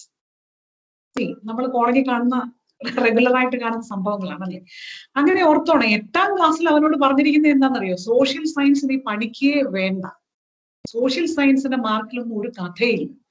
Social സയൻസിന്റെ ടെക്സ്റ്റ് ബുക്ക് നിങ്ങൾ സ്കൂളിലെ കണ്ടിട്ടുണ്ടായിരിക്കും. ഭയങ്കര ഒരുപാട് ഇങ്ങനെ കണ്ടന്റ് റിച്ച് ആണ്. അതിൽ ഈ വാക്കുകളൊക്കെ തമ്മിൽ ഒരു ഗ്യാപ്പ് പോലും ഇല്ല. അതിങ്ങനെ നിരത്തി കണ്ടന്റ് കൊടുത്തിരിക്കും. അത് വായിക്കണ എത്ര സമയം എടുക്കും? അത് വായിക്കുന്ന ഒരു കുട്ടിയോട് അവന്റെ അമ്മയും അച്ഛനും എത്ര ഹൈലി ക്വാളിഫൈഡ് ആണെങ്കിലും പറയും, ഇതൊന്നും വായിച്ച് സമയം കളയണ്ട. Science, mathematics, that is the base of education. അത് പഠിച്ചാൽ മതി എന്ന് പറയും. അങ്ങനെ അവൻ 8ാം ക്ലാസ്സിൽ വെറുത്തതാണ് സോഷ്യൽ സയൻസ്. അങ്ങനെ 8ാം ക്ലാസ്സിൽ സോഷ്യൽ സയൻസ് വെറുത്ത് 9ഉം 10ഉം കഴിഞ്ഞ് സോഷ്യൽ സയൻസിന്റെ പുസ്തകം തന്നെ മടക്കി വെച്ചവൻ 11ഉം 12ലും സോഷ്യൽ സയൻസ് എന്താണെന്ന് അറിഞ്ഞില്ല. അവൻ എന്താണ് physics, chemistry, biology, zoology, mathematics, ആ ലോകത്തൂടെ കടന്ന് ആയിരക്കണക്കിന് ഹയർ ഓർഡർ തിങ്കിങ് സ്കിൽസ് ചോദ്യങ്ങളുടെ പ്രാക്ടീസുകൾ നടത്തി എല്ലാം higher order thinking skills develop ചെയ്തെന്നൊക്കെ പറഞ്ഞു വന്നവനെയാണ് 5 വർഷത്തെ ഗ്യാപ്പ് ഏകദേശം ഉണ്ട്. അതിനുശേഷം വന്നിട്ട് അവനോട് പറയാണ്, you go for BA economics. അങ്ങനെ അവൻ പാവപ്പെട്ട കൊച്ചൻ അല്ലെ പാവപ്പെട്ട പെൺകുട്ടി ആരെങ്കിലും ആട്ടെ BA എക്കണോമിക്സ് എടുത്ത് പഠിക്കാൻ വരുവാണ്. അവിടെ വന്നിരിക്കുന്ന ആദ്യത്തെ കുറച്ച് ദിവസങ്ങൾ ആ കുട്ടിയുടെ മാനസികാവസ്ഥ ഒന്ന് ഓർത്തു. എങ്ങനെ അക്കോമഡേറ്റ് ചെയ്യാൻ പറ്റും ആ കുട്ടിക്ക്? അത്രമാത്രം ടോളറൻസ് ലിമിറ്റ് ഉള്ള ഒരു കുട്ടി മാത്രമേ അത് സർവൈവ് ചെയ്യത്തുള്ളൂ. അല്ലാത്തടത്തോളം ഇട്ടിട്ട് പോകും. അതാണ് കുട്ടിയുടെ സൈക്കോളജി എന്ന് പറയുന്നത് അല്ലേ. അപ്പോ when a student join for the course as a teacher, as a manager or as an administrator, if we are able to provide the basic outcomes or the expected outcomes of the course, that itself will give an awareness for the student that these are going to happen in this particular classroom. And if it is possible for me to adjust with that, I can continue or I can choose it. Otherwise, I have to find out some other option. അപ്പോൾ അതുകൊണ്ട് ഒരു കോഴ്സിന്റെ തുടക്കത്തിൽ തന്നെ ഔട്ട്കംസിനെ കുറിച്ചൊരു ധാരണ കുട്ടികൾക്ക് കൊടുത്താൽ കുട്ടിക്ക് മനസ്സിലാകും, കുറച്ചൊക്കെ കുട്ടിയുടെ മാതാപിതാക്കൾക്ക് മനസ്സിലാകും, ഇതിനോട് ചേർന്ന് പോകാനുള്ള സാധ്യത മനസ്സിലാകും എന്നുള്ളത് നമ്മുടെ പ്രതീക്ഷയാണ് കേട്ടോ. മാതാപിതാക്കന്മാർക്ക് മനസ്സിലാകും എന്നുള്ളത് നമ്മുടെ പ്രതീക്ഷയാണ്. അപ്പൊ ഇടയ്ക്ക് വെച്ച് ഇട്ടിട്ട് പോകുന്ന ഒരു സങ്കടകരമായ അവസ്ഥ ഉണ്ടാകത്തില്ല. അപ്പോൾ അത്തരത്തിലുള്ള പല പ്രധാനപ്പെട്ട തീരുമാനങ്ങളും എടുക്കുന്നതിന് so the common framework of outcome based education will be highly helpful for the decision making process among the stakeholders. And we know the differences in the learner community nowadays. എത്ര വ്യത്യസ്തമായിട്ടുള്ള കുട്ടികളാണ് ക്ലാസ്സുകളിലെത്തുക. ഒരു 20 വർഷം മുമ്പുള്ള ക്ലാസ് റൂം ഇഷ്യൂസ് അല്ല നമ്മളിപ്പോൾ face ചെയ്യും. Intercultural differences is an important problem. See, when we handle the classes in our classrooms, in many institutions, there are students from other states. There are many students from different cultural background. And there are many students who had schooling in some other state and school experience in some other state and coming to Kerala for first time for this degree programs.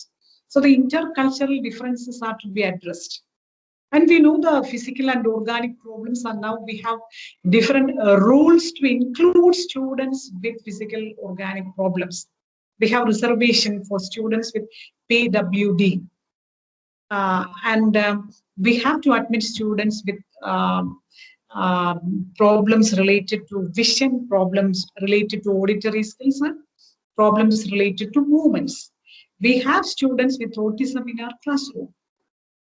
And there are students who have emotional disturbances who are taking medicines, continuous medicines for emotional well-being.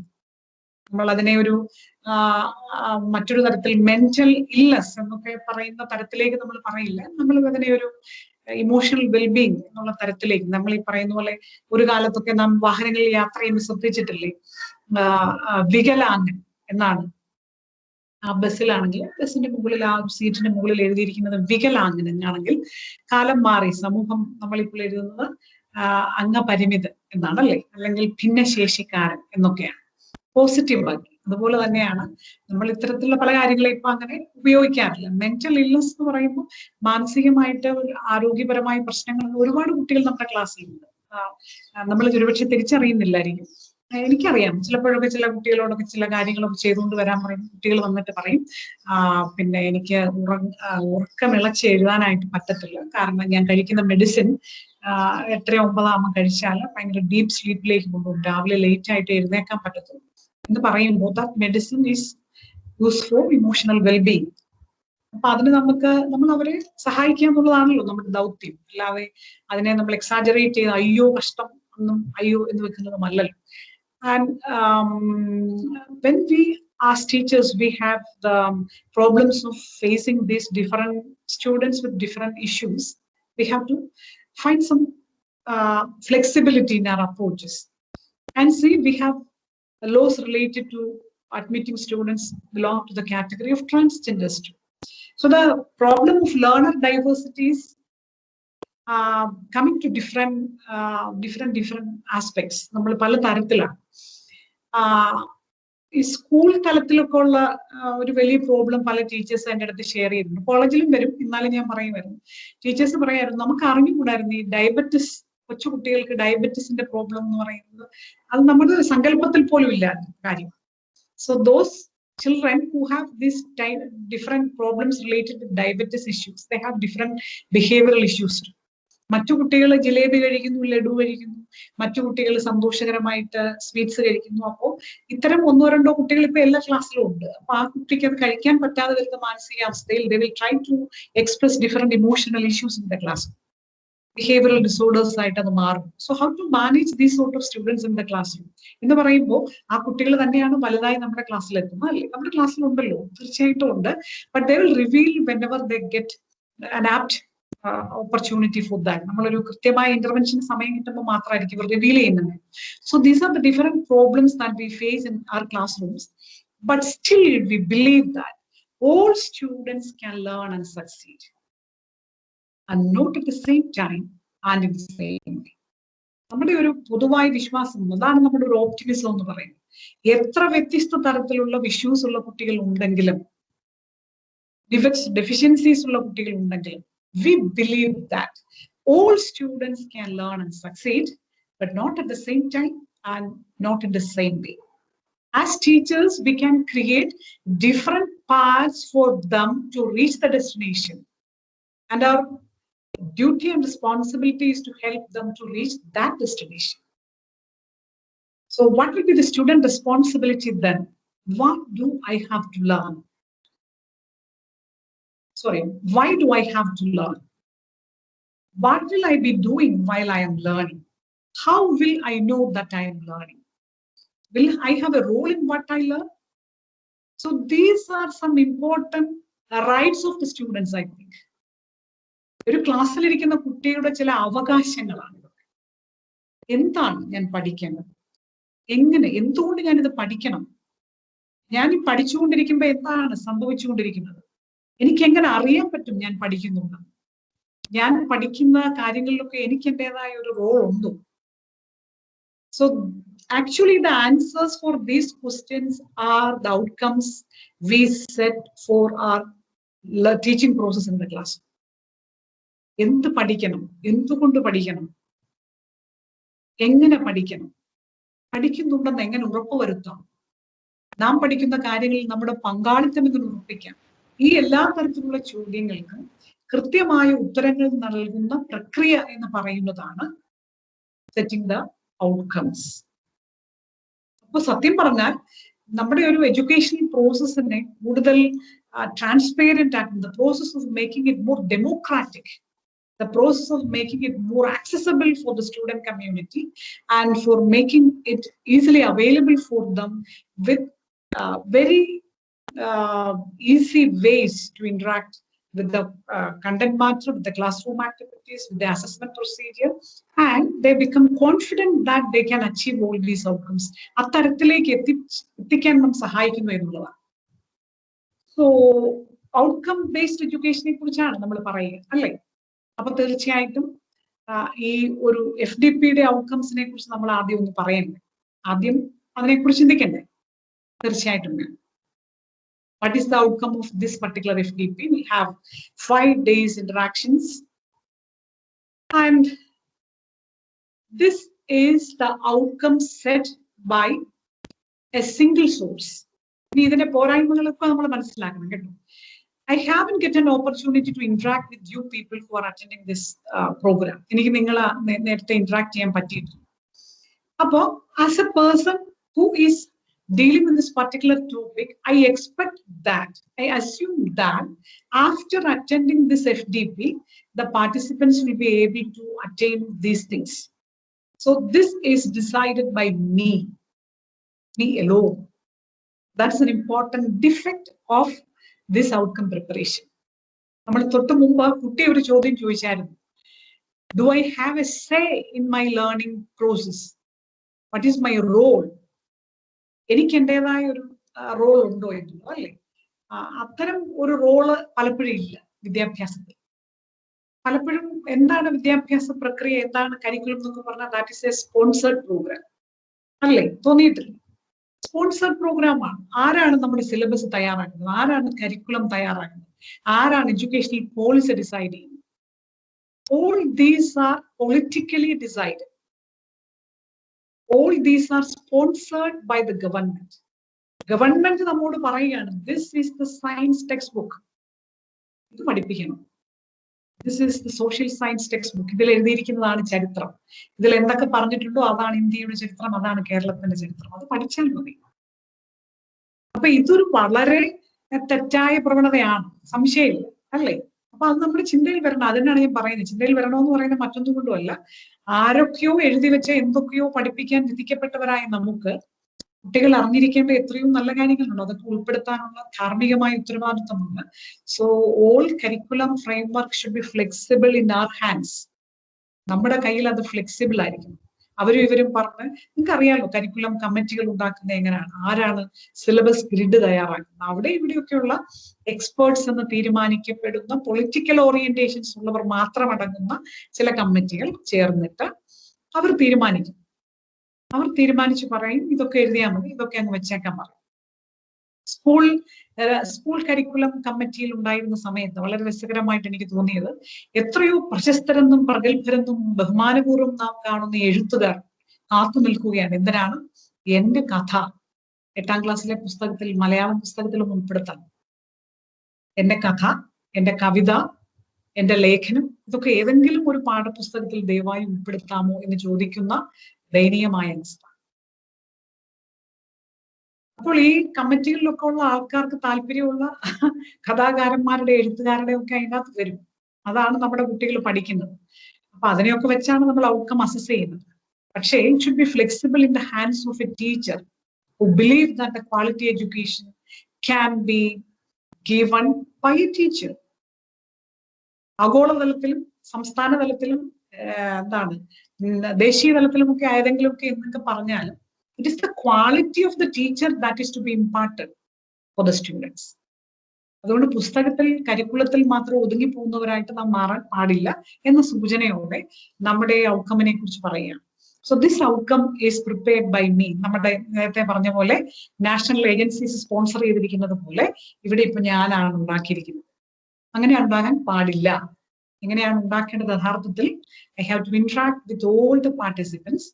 എന്നിട്ട് പാർട്ടിസിപ്പൻസിന്റെ expectations എന്തൊക്കെയാണ് ഇതൊക്കെ ഞാൻ മനസ്സിലാക്കി കൃത്യമായിട്ട് അത്തരം ഒരു, നമ്മൾ പറയാവുന്ന ഒരു collaborative thinking process and deliberations are essential. എപ്പോഴും അങ്ങനെയാണ്. പക്ഷെ നമ്മുടെ പരിമിതി കൊണ്ടാണ്. ബട്ട് ഒരു സ്മോൾ ഷോർട്ട് ടേം കോഴ്സ് എന്നുള്ള നിലയിൽ ഇങ്ങനെയാണ് നമ്മൾ ചെയ്യാൻ പറ്റിയതല്ലേ ഉള്ളൂ. എന്നാലും നമുക്ക് അവസരമുണ്ട് കേട്ടോ. So the participants will be able to identify the need of outcome-based education. Outcome-based education എന്ന് പറയുന്നത് ആവശ്യമാണ് എന്നൊരു തിരിച്ചറിയണം. ആ തിരിച്ചറിവ് എന്ന് പറയുന്നത് that comes in the taxonomy of the lowest aspect, that is remembering. Outcome-based education എന്ന് കേട്ടാൽ പെട്ടെന്ന് നമുക്ക് ഇനി പിടികിട്ടും എന്താണ് outcome-based. ആ വേർഡ് ഫെമിലിയർ ആണ്. ബ്ലൂം കേട്ടാൽ ബ്ലൂം, എന്ത് ബെഞ്ചമിൻ ബ്ലൂം ആണോ സൈമൺ ബ്ലൂം ആണോ ബാധിക്കുന്ന പ്രശ്നം? ബ്ലൂം, യെസ്, കേട്ടിട്ടുണ്ട്. അത്രയേ ഉള്ളൂ remembering. Second one is explain outcome-based education, Bloom's taxonomy, etc. for your peer teachers. അപ്പൊ കുറെ ഫാക്കൽറ്റി മെമ്പേഴ്സ് ഇതിൽ പങ്കെടുത്തിട്ട് അവര് ചോദിക്കുവാണ്, ഈ 5 ദിവസത്തെ FDP എങ്ങനെ ഉണ്ടായിരുന്നു? It was nice. Oh, what is Bloom's taxonomy? I will tell you. There are 6 important processes in taxonomy like that. അങ്ങനെയൊക്കെ നമ്മൾ പറഞ്ഞു കൊടുക്കാൻ പറ്റത്തില്ലേ? പറ്റും. That comes under the next aspect, understanding. Now, the participants will be able to use the taxonomy in teaching, learning and evaluation process. Of course, we have to use it. Taxonomy എന്ന് പറഞ്ഞിങ്ങനെ കുറച്ച് അതും ഇതും കാണാതെ പിടിച്ചിട്ട് കാര്യമില്ല. I have to use it in the classroom. Of course, I know that there are certain things to be remembered by the students. നമ്മൾ ക്ലാസ്സിൽ പഠിപ്പിക്കുന്ന എല്ലാ ഫാക്റ്റും കുട്ടികൾ ഓർത്തിരിക്കേണ്ടതാണല്ലേ. When, who, where എന്നൊക്കെ ചോദിച്ചാൽ സിംപ്ലി റിമെമ്പറിംഗ് ആണ്. അതിൻ്റെ അകത്ത് ലോജിക് ഒന്നുമില്ല. എന്ന് നടന്നു, ആരാണ് അതിന്റെ ആൾക്കാർ, എവിടെ വെച്ചാണ് എന്ന് പറഞ്ഞാൽ അവിടെ എന്ത് ഹയർ ഓർഡർ തിങ്കിങ് ആണ്. അതിനൊന്നും ഒരു പോസിബിലിറ്റി പോലും. പക്ഷേ that is an important aspect. റിമെമ്പറിങ്ങിന്റെ ഭാഗമാണ്. അത് വരുമല്ലോ, എക്സാമിനേഷന്റെ ഭാഗമല്ലേ, അത് പഠിക്കുമെന്ന് പറയാൻ പറ്റില്ല. So there are certain things to be remembered by you എന്ന് ഞാൻ ക്ലാസ്സിൽ പറയുമ്പോൾ I am using the taxonomy. പിന്നെ ഞാൻ പറയാതെ തന്നെ നമുക്കറിയാം ഒരു ക്ലാസ്സിൽ എത്ര പ്രാവശ്യം ചോദിക്കും അണ്ടർസ്റ്റാൻഡ് ചോദിക്കത്തില്ല. നമ്മളെല്ലാവരും ഉപയോഗിക്കുന്ന ഒരു പ്രധാനപ്പെട്ട മാനറിസംസ് അല്ലെ. മാനറിസം തന്നെയാണ്. പലപ്പോഴും ചിലർക്ക് ഓരോ സെന്റൻസും കഴിഞ്ഞിട്ട് കുട്ടികൾ ചോദിക്കും understand, yes, no problem, we are applying the taxonomy in the class. And yes, we have, when we use the taxonomy in teaching, that we apply it. അതാണ് നമ്മളത് യൂസ് ചെയ്യുമ്പോഴാണ് ആപ്ലിക്കേഷൻ ആണ്. And we will be able to organize questions with priorities. Spelling mistake, like priorities, priorities. So after going through this FDP, while we get a deep understanding of this taxonomy, we will be able to organize the questions with priority. അതായത് എത്ര hours പഠിപ്പിക്കുന്ന ഇത്ര credit ഉള്ളതിന് കൂടുതൽ കാര്യങ്ങൾ ഉൾപ്പെടുത്തേണ്ടേ, ഇത്ര മാർക്കിനുള്ളതാണെങ്കിൽ അതിന് കൂടുതൽ കാര്യങ്ങൾ വരണ്ടേ, ഇങ്ങനെയുള്ള പ്രയോറിറ്റി വൈസ് നമ്മൾ വെയിറ്റേജ് കൊടുത്ത് ക്വസ്റ്റ്യൻസിനെ ഓർഗനൈസ് ചെയ്യാൻ പറ്റും. And when we try to organise something that comes from analyzing different elements. So that is analyzed. And we will be able to assess the outcomes through various tools and techniques. That is evaluating. So why do we learn this OB and Bloom's taxonomy? Because we want to assess the outcomes of our students. And this assessment takes place through different tools and techniques. By observing the students, by talking with the students, by evaluating their paper, the test, the examinations, by observing the seminar participation, by observing their participation in the field trip, our assessment in the bhagama. And finally, we will be able to design quality question papers in our own discipline. അപ്പോൾ ഇതൊക്കെ കേട്ട് അങ്ങനെ നമ്മൾ 5th day എത്തുമ്പോഴേക്കും we will have the competency in developing a good question paper in our own subject, and we will become experts in that field. So these are the major outcomes of the FDP according to my perception. ഞാൻ അതാണ് ആഗ്രഹിക്കുന്നത്. So I say that this is the expected outcome of the FDP from my part. So what are your expectations of this FDP? നിങ്ങൾക്കും ഉണ്ട് ചില expectations. That is your expectations. When your expectations and my expectations match each other, that will naturally become standard outcomes. So that is the need-based process of preparing outcomes. ആവശ്യമനുസരിച്ച് requirements അനുസരിച്ചായിരിക്കണം outcomes എന്നുള്ളതാണ്. And at the same time, it should be relevant. നമ്മൾ ഈ സ്ട്രൈഡിൽ what is an innovative project, what is an innovative research എന്നുള്ളതിന്റെ ഒരു definition ഉണ്ട്. അതിൽ പറയുന്നത് it should be globally significant, nationally important, socially relevant and locally need-based. എന്ന് പറയുന്ന പോലെ തന്നെയാണ് ഇതും. It should be, നമ്മൾ പറയുന്ന നിങ്ങളുടെ ആഗ്രഹവും എന്റെ പ്രതീക്ഷയും എല്ലാം കൂടെ ചേർത്ത് വരുമ്പോൾ that should have some global significance. That should have a national importance. It should be socially relevant at the same time. It should be according to your needs. So this is about the basic view of the outline of outcome. Why do we need outcome-based education? നമ്മൾ പല question പേപ്പറിലൂടെ കടന്നുപോയി question പേപ്പറുകളുടെ പ്രശ്നങ്ങളൊക്കെ നമ്മൾ കണ്ടെത്തി അല്ലേ.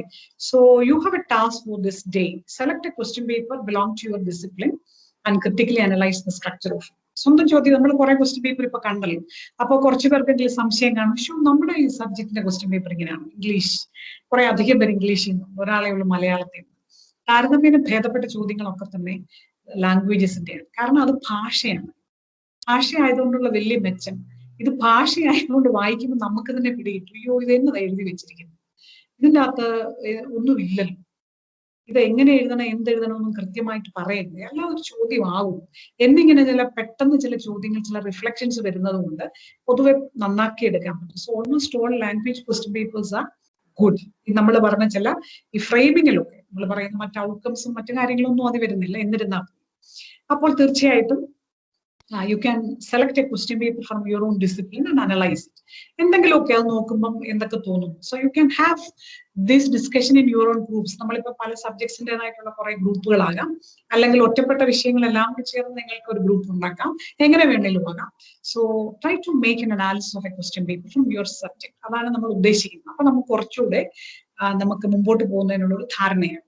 Okay, now we'll have a discussion upon what all things we have discussed. നമ്മളിപ്പോൾ പറഞ്ഞതുമായി ബന്ധപ്പെട്ട് എന്തെങ്കിലും ആശയങ്ങളോ എന്തെങ്കിലും ഒക്കെ ഉണ്ടെങ്കിൽ പറയാം. വലിയ വലിയ കാര്യങ്ങളൊന്നും കയറി ചോദിക്കില്ല, നമ്മൾ അതിലേക്ക് വരുന്നതേ ഉള്ളൂ. വാട്ട് ഈസ് എന്താണ് ബേസിക് ആയിട്ട് ഔട്ട്കം ബേസ്ഡ് എഡ്യൂക്കേഷൻ ഫ്രെയിം, അത്തരം കാര്യങ്ങളൊക്കെ നമ്മൾ പിന്നാലെ വരുന്നതേ ഉള്ളൂ. അപ്പൊ അത് വിട്ടേക്കുക. ബ്ലൂംസ് ടാക്സോണമി ഒക്കെ നമ്മൾ പുറകെ വരത്തുള്ളൂ. This is simplest outline for or a framework for thinking about outcome based education and Bloom's taxonomy. For what? For preparing a question paper. അതിനുവേണ്ടിയുള്ളൊരു ബേസിക് ഫ്രെയിംവർക്ക് മാത്രമാണ് ഇപ്പൊ തന്നത്. ഇത്രേ ഉള്ളൂ. നമ്മുടെ ചോദ്യങ്ങൾക്ക് ചില പ്രശ്നമുണ്ടെന്നൊരു ധാരണയായി. അപ്പൊ അങ്ങനെയാണെങ്കിൽ അത് നമ്മൾ പരിഹരിക്കണം, അത് ആവശ്യമാണ്. അതിന്റെ ഒരു ആവശ്യകത ബോധ്യമായി. എങ്ങനെ പരിഹരിക്കാം എന്നുള്ളതിലേക്ക് നമ്മൾ പോവാം. യെസ്, എന്തെങ്കിലും ഉണ്ടോ ഷെയർ ചെയ്യാൻ? ഇല്ലെങ്കിൽ നമുക്ക് തൽക്കാലം കൺക്ലൂഡ് ചെയ്യാം. ആഫ്റ്റർനൂൺ നമുക്ക് കണ്ടിന്യൂ ചെയ്യാം. എന്തെങ്കിലും ഉണ്ടോ? Please come.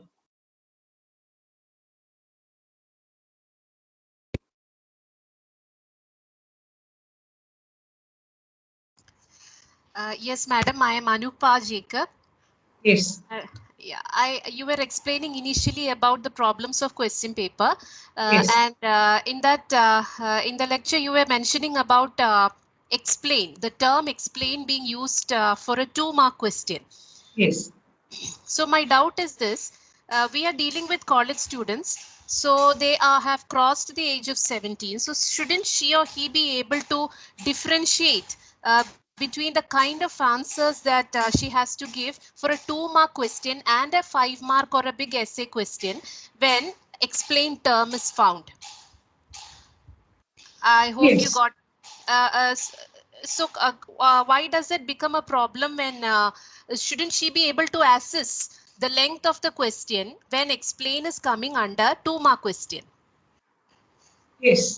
We are dealing not with just small kids, right? I do understand it creates a confusion when explain is found under a 2-mark question, but we are dealing with college students. So shouldn't she be able to identify that this is only a 2-mark question? When a question is addressed as explain, she should be able to stick to just to the points. Okay. And shouldn't also she be able to find out the difference between short essay and a long essay? Okay. That's it. Yeah. Yes, It is a yes, I agree. terminology. Yeah, I agree with Anupa's questions. But yeah, no. Yes, the student should identify the difference between a question of explain that comes under 2-mark question and 5-mark question. The student should understand the difference. That is my expectation as a teacher. But is it possible for a student to understand the difference through different previous experiences? Then it is okay. If we have given a lot of opportunities for them to differentiate the meaning of explain that comes under 2 marks and the meaning of explain that comes under 5 marks, then naturally a student can answer for it. But for a student, for the first time, when a student is, or first or second time, then there may be some problems related to that. Explain for the 2 marks, and just below that particular question, there was a question like, give 2 examples for harmonic oscillation. So that question gives the specific mentioning about 2 examples. Give examples, give 2 examples. Why it is given? Because avade 2 mark ആണ് ഇത്രയും മതി എന്നുള്ളതാണ്. കുഴപ്പമില്ല, it's okay. We can expect that the student can write because they are not kids എന്നൊക്കെ നമുക്ക് പറയാം. എന്നിരുന്നാലും as a teacher, if we can give certain directions appropriately at the beginning, for example, for 2 marks question, if you observe the different question papers of different subjects, see, you can see the difference in the instructions. There are some question papers that clearly states that 2 mark questions answer in 1 or 2 sentences or answer in 100 words. 5 marks question, there is a direction, answer in 1 page, answer in 200 words, like that. So if we give a clear direction related to the extent of writing for the student, that will make the task more easier. അത് മാത്രമാണ് ഉദ്ദേശിച്ചത്. Explain എന്ന് പറഞ്ഞാൽ കുട്ടി മനസ്സിലാക്കിയിരിക്കണം. അത് തന്നെ അതിനെക്കുറിച്ചാണ് നമ്മളിപ്പോൾ പഠിക്കാൻ പോകുന്നത്. What is meant by explain? What does it necessitates, or when a question starts with explain, what should be the nature of the answer? അതൊക്കെ നമ്മൾ ഡിസ്കസ് ചെയ്യും. അതുകൊണ്ട് കൃത്യമായി ചില ഡിറക്ഷൻസ് കൂടി കുട്ടികൾക്ക് കൊടുത്താൽ വളരെ എളുപ്പത്തിൽ ഉത്തരങ്ങളെ സമീപിക്കാൻ പറ്റും എന്ന് മാത്രമാണ് പറയുന്നത്. Of course, the student should understand the difference between explain for a question of 2 marks and explain for a question of 5 marks. No doubt, മനസ്സിലാക്കിയിരിക്കണം. But how can a teacher help a student for getting a clear understanding related to that? അതിനുള്ള ഒരു responsibility മാത്രം ഞാൻ highlight ചെയ്തു എന്നുള്ളത്. അതിലേക്ക് നമ്മൾ വരും കേട്ടോ. കുറച്ച് കഴിയുമ്പോൾ കുറച്ചുകൂടി ധാരണകൾ വരും. Okay, thank you. Anything else? Thank you, ma'am.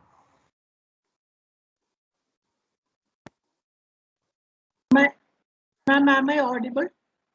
Yes, yes. Ma'am, I just wanted to ask you something. You spoke at length about all this, but don't you think that the bad question papers, a wrong type of question paper setting, is one of the reasons why we are forced to give moderation during the passport meetings? Yeah. Especially as English teacher, Yes. it's a great problem. And MA, we don't have moderation, but BA, we are forced to give marks as moderation. Don't you think? Yes, yes. Oh, yes, I agree with that. And see, I have already mentioned about the problem of students.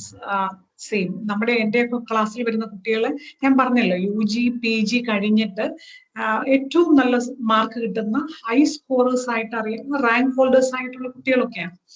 But they are not confident to write an examination for the first semester examination എന്ന് പറഞ്ഞാൽ അപ്പോഴത്തേക്ക് തന്നെ അവർ course നിർത്തിപ്പാൻ തുടങ്ങും. കാരണം see, if the student comes from a mathematics stream or science stream, it is very difficult for them to answer a question related to psychology or philosophy. അവർ പറയുന്നത് അയ്യോ ഇത് എങ്ങനെ പറ്റും, ഇത് ഞങ്ങൾക്ക് എഴുതാനേ പറ്റത്തില്ല ടീച്ചറെ. മറ്റതെന്ന് പറഞ്ഞാൽ A+B ഹോൾ സ്ക്വയർ എന്ന് പറഞ്ഞ 2 സ്റ്റെപ്പ് എഴുതിയാൽ മതി. So we are unable to use the vocabulary appropriately. We have no words to express our ideas.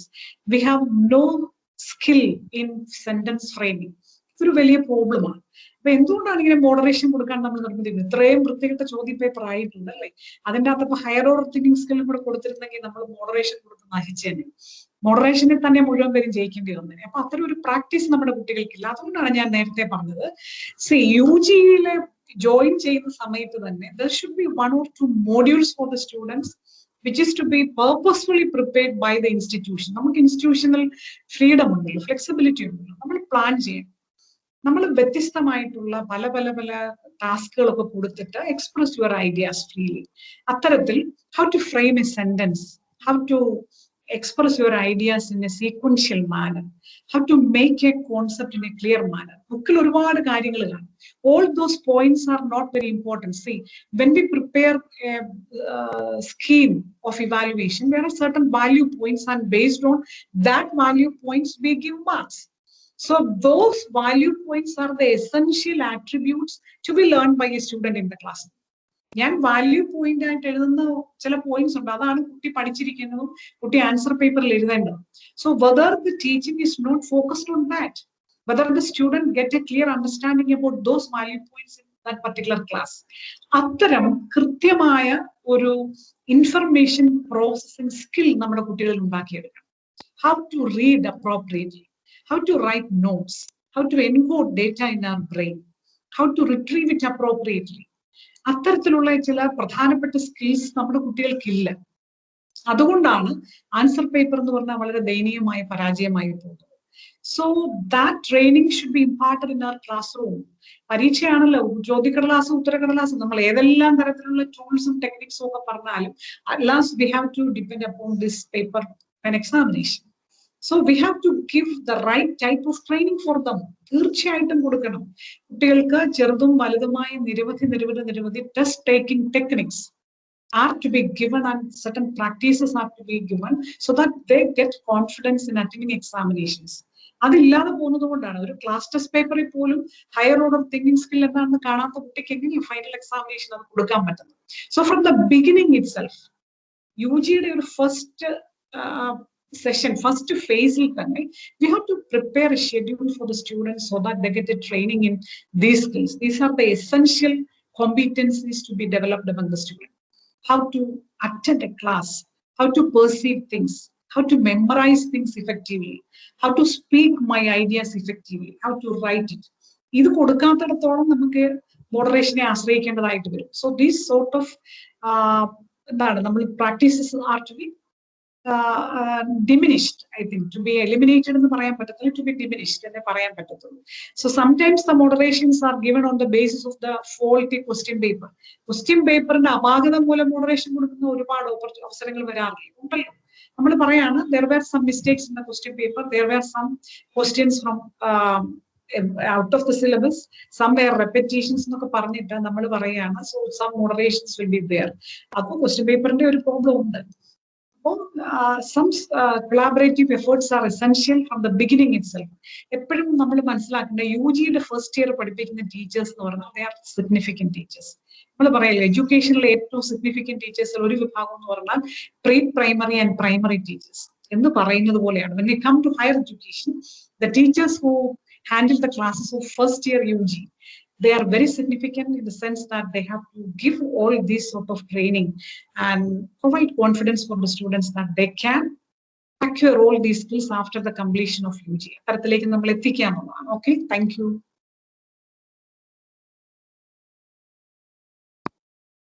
സമയമായിട്ടുണ്ടെന്ന് തോന്നുന്നു മഞ്ജു ടീച്ചറെ. എങ്ങനെയാണ് നമ്മളിപ്പോ തൽക്കാലം അല്ലേ? തൽക്കാലം